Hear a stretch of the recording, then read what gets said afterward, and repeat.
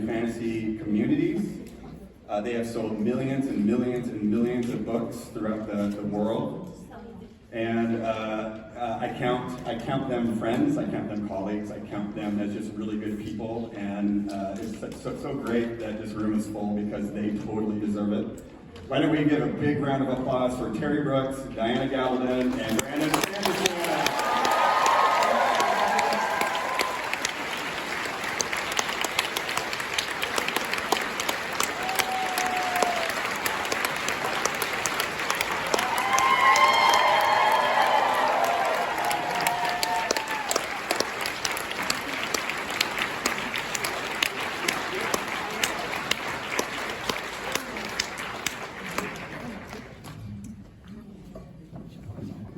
Welcome, friends and authors.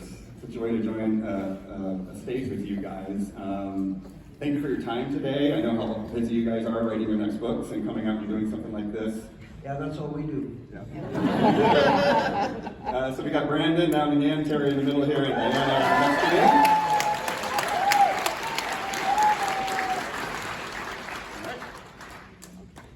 Titans, eh? Titans. These are the Titans, right? There are mics here. Yeah, there are a couple mics here. So we will be taking questions, in a little while because I feel like that's important for a panel like this. But until then, we'll be in conversation, and I'll ask some questions, and they will do their best to wow all of you, and I know they will. Let's just get started right into this, okay?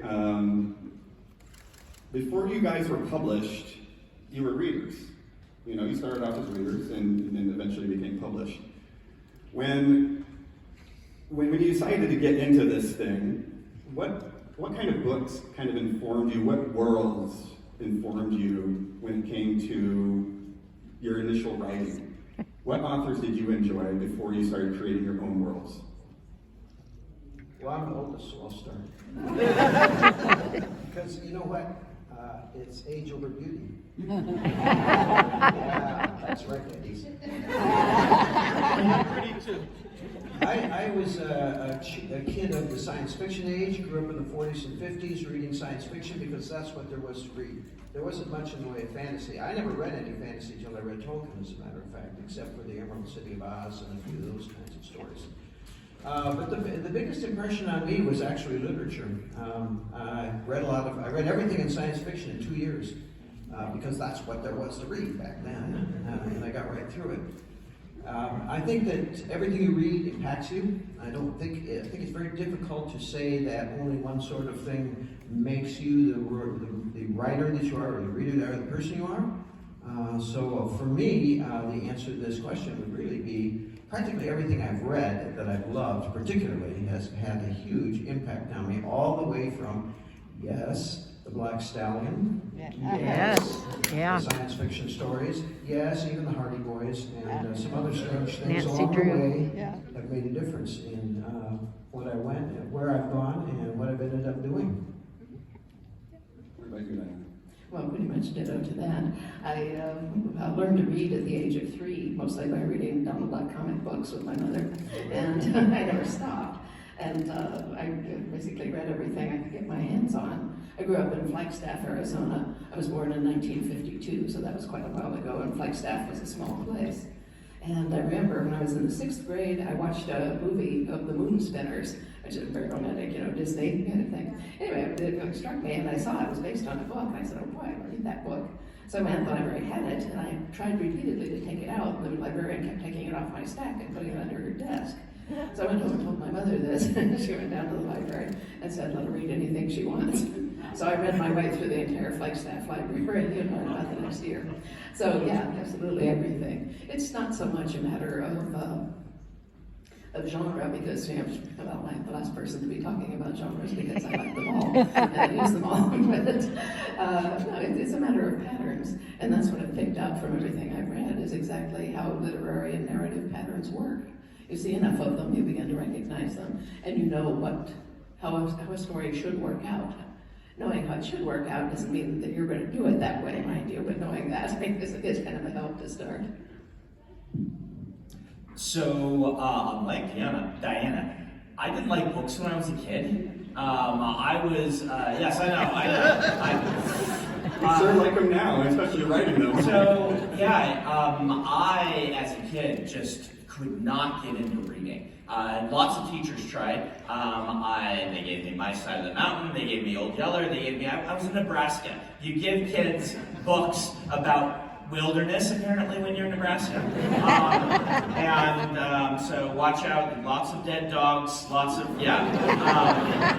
And so I didn't really like books. I can remember one that I loved, which was Jane Yolen's Dragon's Blood. But I read that when I was like 10 or 11, but then didn't get into the fantasy genre, didn't know it was a genre. And I really credit a teacher, Miss Reader, it's a true story, in 8th grade, handing me a book. She was a really good teacher, and she knew I was faking my way through book reports, because I was a smart enough kid to know they put most of the book on the back, right? It's like, hey, I do that, I can usually either guess or read a few chapters at the end, then I can do a book report, right? She figured me out. I wasn't so smart as I thought. She said, I think you're cheating on your book reports. What's the deal? You're trying. I'm like, I don't like books. And so she took me to the back of the room, where I had this cart of like old books. You know how these teachers are, they're like stained with school lunch spaghetti sauce and stuff like that, right? She's like, you gotta read one of these for your next book report. And these are books I know really well, and then you just talk through your book report with me. But pick one of these. And so I started browsing reluctantly, and I ran across this book with a dragon on the cover. It was Dragon's Bane by Barbara Hamley. It was a fantastic book if you guys haven't read it. Beautiful Michael Whalen cover. Really grabbed a hold of me, and I took it home and I read it, and this book really worked. To the point that I'm like, I love this book. Are there more like it? And my teacher's like, let me introduce you to this place called the library. So there's these old card catalogs, right? Because we're old and I'm old, and I'm like, all right. And I found the next book in line, just alphabetically. It was Dragonflight by Anne McCaffrey. And so I got into all the Dragon Riders of Bern, and then went from there to Melanie Ron. And it was over that winter into my 9th grade year, I really got into fantasy until I was at a church youth thing the following summer talking about this wonderful genre I discovered. And the leader there was like, oh, so what do you think of Terry Brooks? And I'm like, who? And he's like, you haven't read Sword of Shannara? And I'm like, no. And he handed me all 3 that were out at that point and said, you're going to read these, buddy. And yeah, I fell in love with those as well. I have to tell you, just real quick, stepping aside for a minute, listening to you talk about me this way, I suddenly realized that all of the people I read growing up are dead.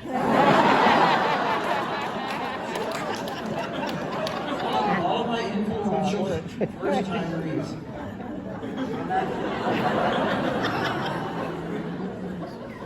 Oh my God, where do I go after that? So, you know, this panel is about the worlds that they've created and kind of them enduring the time, you know. But I feel pretty strongly about the fact that we should talk just a little bit about the lead-in to them writing these worlds and what they mean. So, Brandon, can you talk a little bit about, you know, when you were writing that first book, and by first book, I really mean the mattress, not the 12 Trump books that you have laying somewhere. When you were writing that book and developing the world, when you did that, what was the most difficult, challenging part? You've written other books before that, but when you got to that book, what was challenging about it? Yeah, so Legends was my 6th novel. I wrote 13 before I broke it. And it was the one that sold while I was working on book number 13, which was The Way of Kings. That novel, so my first 5 books, when I first decided to get into this, I'm like, I'm gonna give it a go. I have to figure out how people like Terry are creating these amazing stories. I gotta know. And so I just started doing it. And I was really bad at it, right? Because I wasn't a reader when I was a kid. It's much easier when you learn to read when you're 3. Yeah, not that it's ever easy, but I was really bad when I started. That's why I have 13 novels that I wrote before I sold one. I heard some really good advice.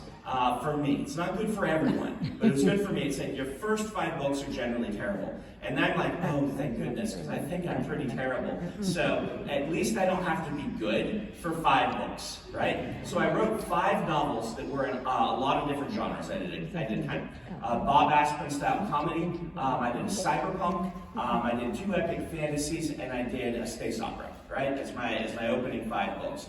And then it was time for book number 6. I'm like, well, this is where the pressure's on, right? Now I've got to write something that's good. And so I had to kind of settle down and pick what I really wanted to do, which turned out to be epic fantasy. And the real challenge was kind of now feeling the pressure. I've got to be at a professional caliber if I want to sell something.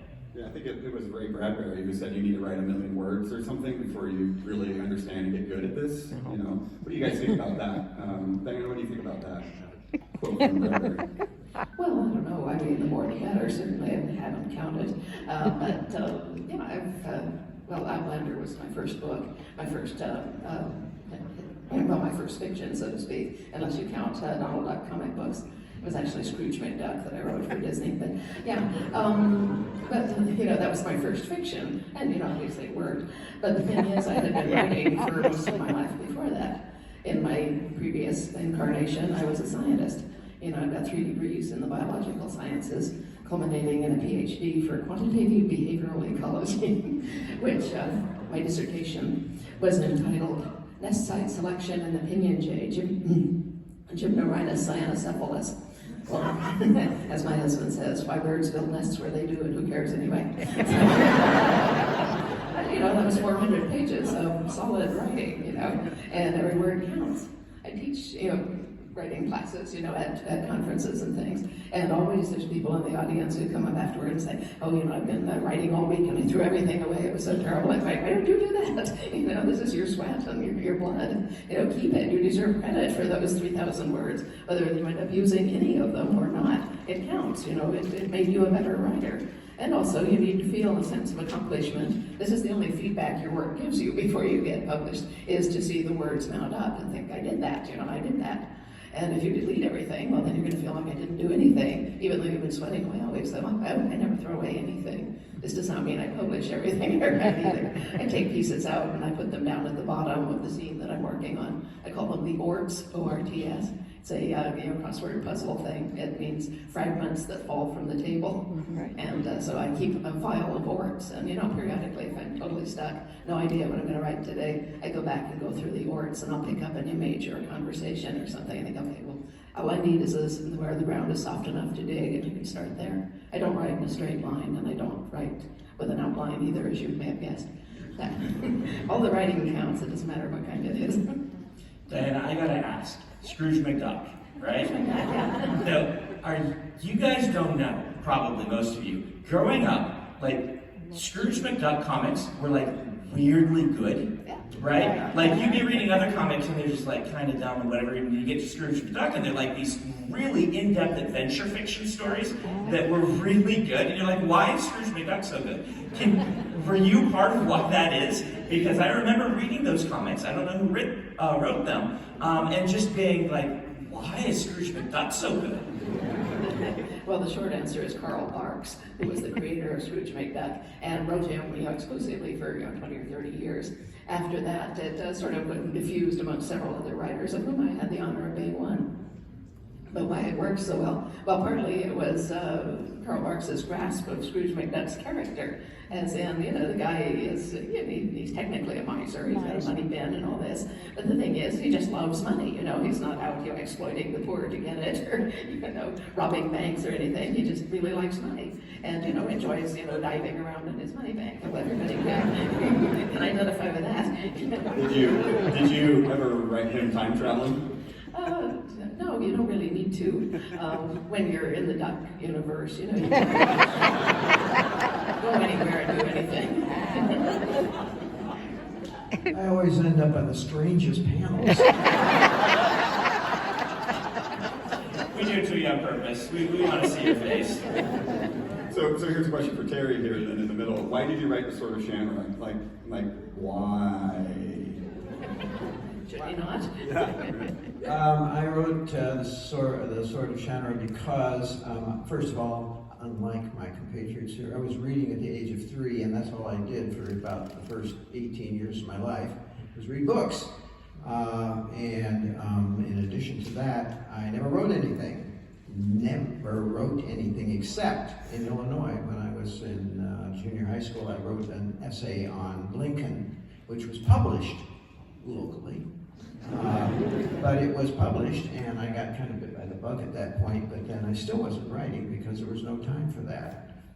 Oh, the question. I don't know, I was obviously fascinated with Tolkien's structure for that story, but also I was, at that point, enamored of what's his name? I can't think of his name now. See, this is what happens when you get serious surgery and come right out. I bet it was Faulkner. Thank you, William Faulkner. I read William Faulkner religiously, and I love those stories about family intrigues and the way in which the rich were destroyed by the poor, and the poor took advantage of the fact that the rich had morals, but the morals of the rich never saved them from anything. Very Southern. So this to me was great storytelling, and these were the kinds of stories that were interesting to me, but I wanted to put them in my own element, so I thought, well, a Tolkienesque element's the perfect place for the rich and the poor, and the scrum of the earth, and the better people in the world. So that was pretty much it. But also because at that point I was living a fantasy existence anyway. I was going to be a lawyer. So you guys published your first books. I'm sure you were thrilled, super excited. Can you talk a little bit about that phone call? Like, Diana, what was that phone call like from your agent or an editor that they said, guess what, we want to publish Cross Stitch? Yeah, well, that was exciting. I had just finished writing. It was called Cross Stitch. It was my working title. It's not a good title, but that was my working title. And I had gotten an agent early on. I won't tell you all of that story, but I did have a good agent named Harry Knowlton. And a week before, I had been in New York to meet him for the first time. I was at a scientific conference. And I had taken I went in to talk to him. He had my manuscript sitting on the counter in front of me in the big orange box in which I'd sent it. And I was sure at some point he was going to say, well, here, it's just too weird, take it back. And tell me what else to write. And I was expecting to hear this at any point in the conversation. And instead he was talking about his other clients, at which point I realized that in addition to the nice gentleman who had introduced me to him, he also represented Robertson Davies, Frederick Forsyth, and Tony Hillerman. And I was sitting there thinking, if you've got the nerve to call Robertson Davies, Robbie, you're a better man than I am, and which he was doing. But mostly I was a little worried about the big orange box. Anyway, he told me, he said, the thing about Freddie Forsyth and Robbie Davies and those guys is that they're all great storytellers. He laid a hand on the box and said, and you're another one. Oh, yeah.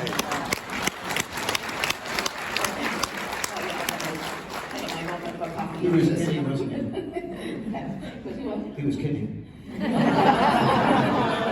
Yeah. But anyway, I said, well, that's, great, what are you going to do with it? And he said, well, I'm sending it out this week to 5 editors who I think might like it, and, we'll see what happens. And I'd been reading Writer's Market and thinking, well, 18 months to 2 years to get a response. I said, how long do you think we might have to wait? And he said, I've told them I want an answer in 30 days. And I'm thinking, boy, you picked the right agent.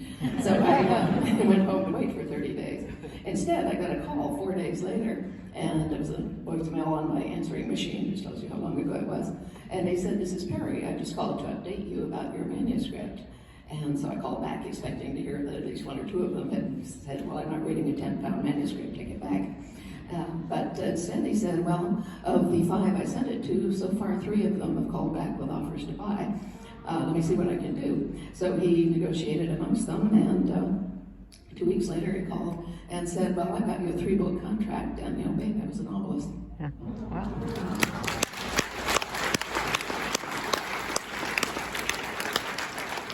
What about you, Terry? What was that? Yeah, it's like that for me too. But my editor was Lester Del Rey, and as far as I can tell, he didn't represent anybody because nobody would have anything to do with him. no, that's not true. I'm being harsh about him. I didn't get a call. I didn't deserve a call. I got a letter saying, in so many words, we think this is potentially a powerful book for work, but it needs work first.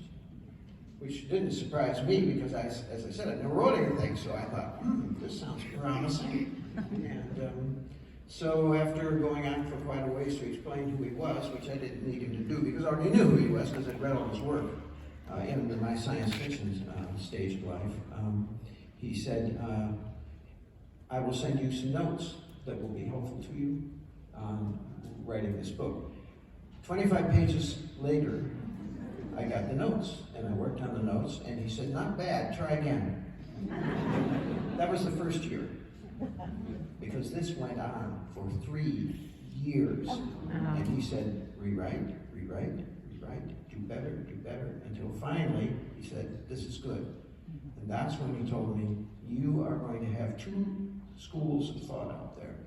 You're going to have the school of thought that you are the biggest ripoff of Tolkien of all time. And people are going to hate you for this and hang you in effigy.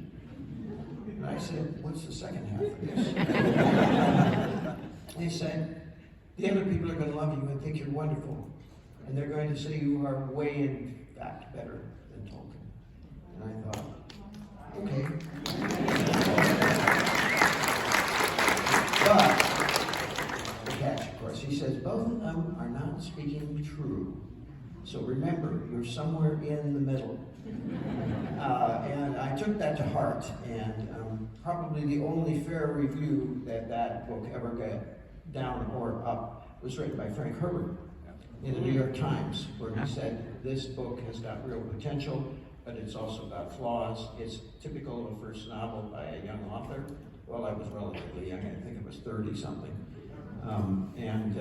I've sort of lived by that code all these years. Don't ever think too much of yourself. Just remember, you're only as good as your last book. You're only as good as you can produce. You are only here for a short time. Relatively speaking.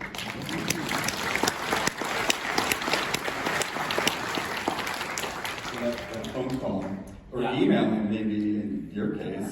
So, I spent the next few years of my life writing books. I got a job at a hotel working a graveyard shift because I figured I can write books while I'm at the graveyard shift, and it worked pretty well, though it meant I was like writing on floppy disks that I would put in, type on their like word processor, save them to the floppy disk, take them back, save them, because I didn't have money for a laptop or anything like that, so I was just front desk computer at a hotel, right?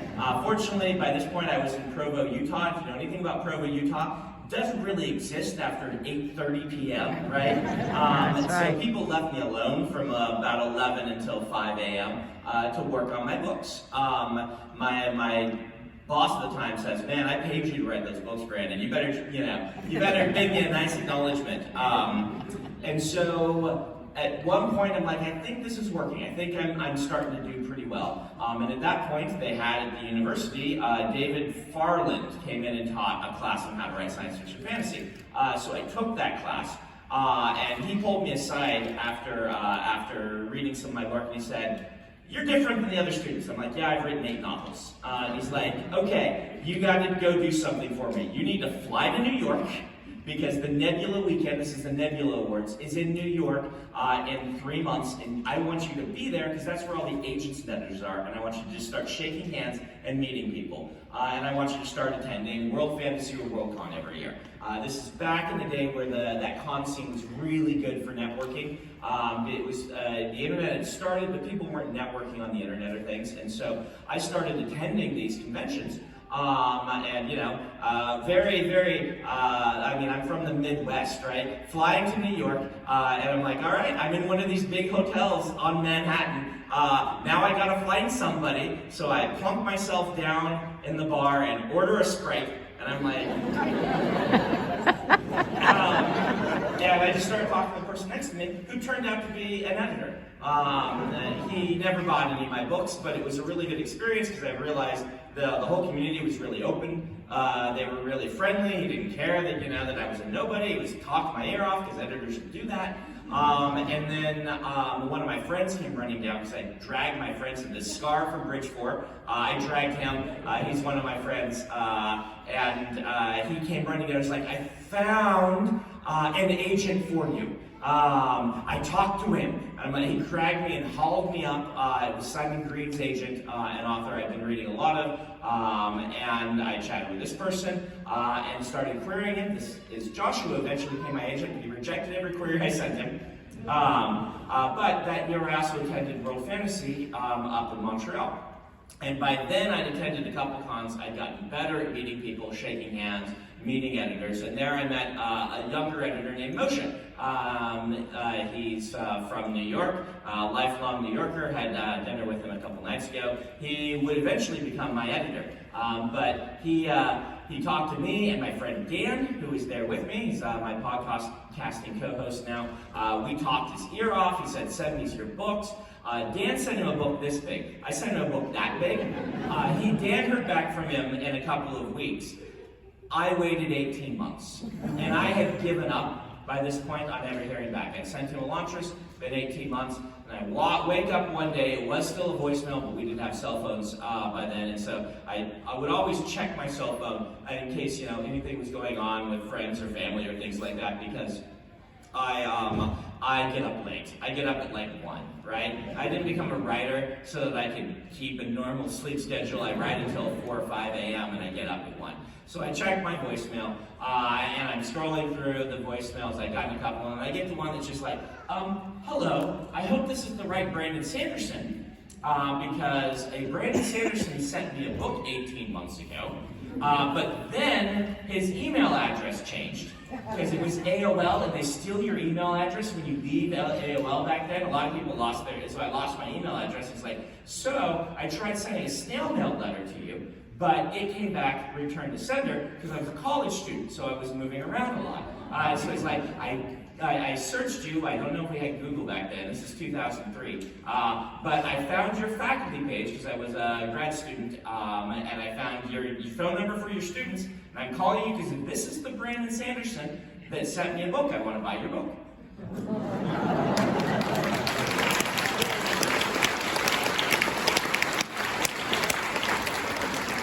This is why it's good to be old. Because, there was only mail.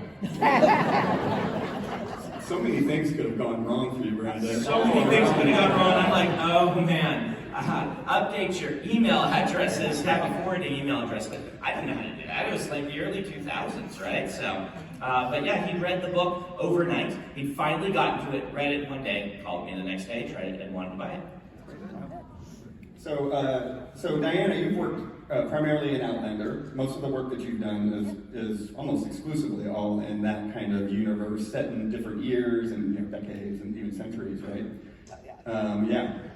Terry has written a number of different series, and Brandon has written a number of different series that sometimes are interconnected through his Cosmere universe. So I'm wondering, for you, is it fun staying in your universe? You've been writing now since the late 80s or mid 80s or so. Is it still fun for you? And then the two gentlemen on the end. What's it like going from different series to different series? Well, yeah, it's a lot of fun. As you may know, I write sort of large books just because I have a lot of stuff going on in my head, and I use most of it. Stuff that I write kind of flowers, it gives rise to other things. I do, in fact, have a sub-series based on Lord John Gray. And those are slightly more traditional historical fiction, as in there's no time travel. But Lord John is, what you might call culturally different. He's a confirmed homosexual in a time when that was a capital offense. So, he comes with built-in conflicts. He always lives with this, the wrong word in the wrong place, and he's dead and his family's disgraced. I mean, literally dead. You could be hanged for that. And this always lends an edge to whatever he's doing because he's always in this danger. He accepts it.